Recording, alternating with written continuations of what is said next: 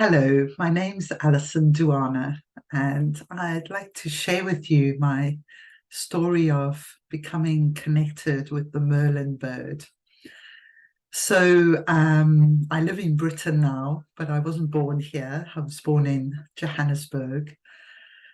But all through my adult life living in Britain, I felt very steeped in the magic of the Arthurian mysteries, the Mabinogion, which is the Welsh mysteries, as a priestess and a shaman in the kind of more kind of Celtic traditions, I guess.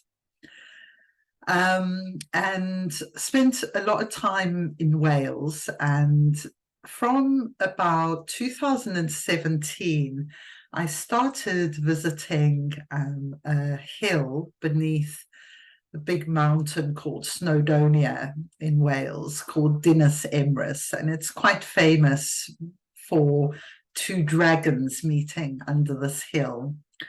Anyway, I've been there a number of times over the years. I'd go once a year and swim in this most incredible waterfall. It was like my purification ritual. I still do that. But what was different last year is I didn't have a car anymore. And so I was visiting with a new partner to have my annual swim.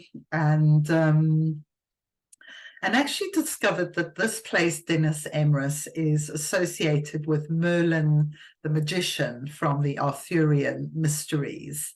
And he is said to have gone there as a child and was able to unlock these trapped dragons that were there. And I was very interested in the story because I was exploring a big ley line alignment. And so I felt there were dragons there.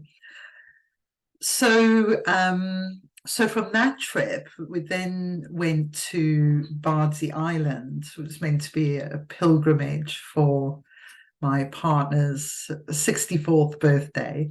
And but we couldn't get there because of the weather. And so we ended up finding, though, this extraordinary well, St. Mary's Well, that you kind of go down quite a hidden path down to the sea where the rock faces, and this incredible wellspring comes out of the rocks. And so it felt like I was meant to discover that rather than the big trip which was planned. And so that kind of took me more into the wells and the goddess, the feminine mysteries, I guess, of this area. And quite by chance, because I've been to this area quite a number of times, found out that Merlin's also connected here through Nimue, who I happen to be reading about in my book, The Ladies of the Lakes, by John and Caitlin Matthews. I was reading this book and then discovering that this is where she locked Merlin in a tower, a glass tower. And the book is writing about it, though, that this is an initiation rather than, she's often demonized Nimue for this act. Anyway, so I had this kind of summer steeped in the magician Merlin, and then in October, my dad has had Parkinson's for 9 years. He was very ill, and he suddenly went into a decline, and so I had to leave my home in Penzance and go back to Yorkshire where they were living. And I was staying with a friend, and it was a pretty harrowing death. It took 6 days to die. And in the day before he died, my friend lives up a beautiful hill at a place called Hebden Bridge, and I was driving back up the hill from having spent the day with my dad and my mom, and I saw a hunting bird sitting on top of the one of the pylons. So I stopped the car. It's a very quiet country road, and I looked up, and the bird looked straight back at me into my eyes. I couldn't quite tell what it was at first, but then a few moments later, when it took off, I realized it was a Merlin, because it's a very small bird. And I was very excited because, you know, to have it have this direct look in my eyes was just like, wow, very powerful.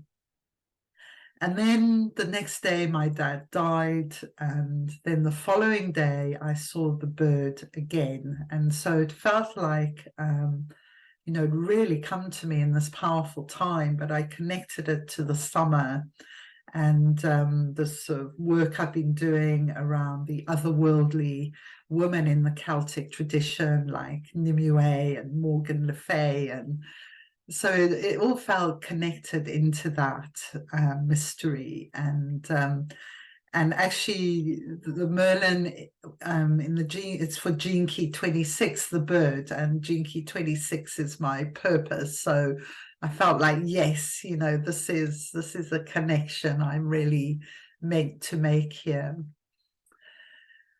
So I returned to my home here in Cornwall, and you know, I'd written, I'd told various people about the Merlin bird, and then the other day went out again. My partner and I, we're doing these like ceremonial days with Venus, and we went to Cape Cornwall where the oceans meet. It was very wild, very windy. We've never seen the waves so huge. And on the way, just as we started walking back to this place called St. Just, along the little track road, it's all these sort of old tin mines with little chimneys and stuff. It's really beautiful. And they looked up, and there was the Merlin bird like right above us, and hovered there for maybe like half a minute. And it was just like, wow, okay. So this bird really wants me to immerse myself in its mysteries and find out more about it. So that's my story of the Merlin bird, and I hope the context will inspire you, and you may even feel inspired to visit these beautiful, magical islands sometime. Namaste. Thank you.